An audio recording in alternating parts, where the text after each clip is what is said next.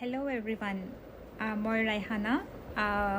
আপোনালোকে ছিংগাপুৰৰ ব্লগবিলাক লিখিলে মই লিখা ব্লগবিলাক পঢ়ি খুব ভাল পায় আজি মই প্ৰথমবাৰৰ বাবে ভিডিঅ' বনাইছোঁ য'ত মই নিজৰ ভইচ অভাৰ দিছোঁ আশা কৰোঁ আপোনালোকে ভাল পাব আজি মই দেখাব লৈছোঁ ছিংগাপুৰৰ এটা বাছ ষ্টপ এই বাছ ষ্টপটো ছিংগাপুৰৰ জুৰং জিলা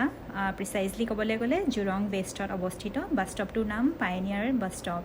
এই বাছ ষ্টপটো পায়নিয়াৰ মেট্ৰ' ষ্টেচনৰ লগতে লাগি আছে কাষতে লাগি আছে আপুনি দেখিব যে আনটো ছাইডে মেট্ৰ' ষ্টেচনটো দেখা পাব এতিয়া মই ফুটপাথেদি গৈ আছোঁ ইয়াত ফুটপাথবিলাক এটা শ্বেড দিয়া থাকে যাতে অহা যোৱা খোজকঢ়া লোকসকল যাতে ৰ'দ বৰষুণৰ পৰা বাচিব পাৰে ইয়াত যিহেতু জলবায়ু সেমেকা আৰু বৰষুণো খুব সঘনাই হয় এতিয়া আপুনি দেখিছে এটা টেক্সি ষ্টেণ্ড ইয়াত বাছ ষ্টপৰ লগতে টেক্সি পিক এণ্ড ড্ৰপ পইণ্টটো থাকে অলপ আগা পিছাকৈ থাকে এতিয়া মই যোনফালৰ পৰা গৈ আছোঁ সেইফালৰ পৰা গ'লে প্ৰথমতে টেক্সি ষ্টেণ্ডটো পায় এতিয়া মই আগুৱাই গৈ আছোঁ বাছ ষ্টপৰ ফালে ইয়াত বাছ ষ্টপ ইয়াত ভাল লাগে কি বাছ ষ্টপবিলাকৰ বিষয়ে যে প্ৰত্যেকটো বাছ ষ্টপৰ একোটা নাম্বাৰ থাকে এটা নাম থাকে যাতে মানুহে বিচাৰি উলিওৱাত সহজ হয় এতিয়া আপুনি দেখিছে যে বাছ ষ্টপৰ ফালে মই গৈ থাকোঁতে প্ৰথমতে এইটো ছাইডে কিছুমান ল'ৰা ছোৱালী খাৰা হৈ আছে লাইন পাতি এওঁলোক ইউনিভাৰ্চিটি শ্বাটল বাছৰ বাবে ৰখি আছে বাছখন প্ৰত্যেক 10-15 মিনিটৰ মূৰে মূৰে আহে তেওঁলোকে তাৰ বাবে লাইন পাতি খুব নিয়মানুৱৰ্তিতা হিচাপে মানি ৰখি আছে এতিয়া মই আপোনাক দেখাম যে এই বাছ ষ্টপত একোখন বহিবৰ বাবে যাত্ৰীসকলৰ বহিবৰ বাবে বেঞ্চ থাকে যাতে বুঢ়াসকল বা প্ৰেগনেণ্ট লেডিসকল সৰু সৰু বাচ্ছা থকা বা যোনেই নহওক ভাগৰুৱা যাত্ৰীসকল যাতে বহিব পাৰে এতিয়া দেখিব যে আপুনি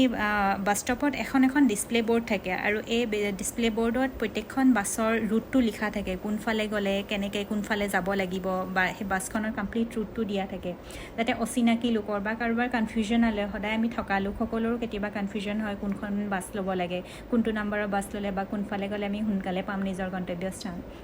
গতিকে এই বাছৰ যিখন প্ৰত্যেকখনতে মেপ এটা দিয়া থাকে বা বাছৰ ৰুটটো দিয়া থাকে সেইটো খুব সহায় হয় আৰু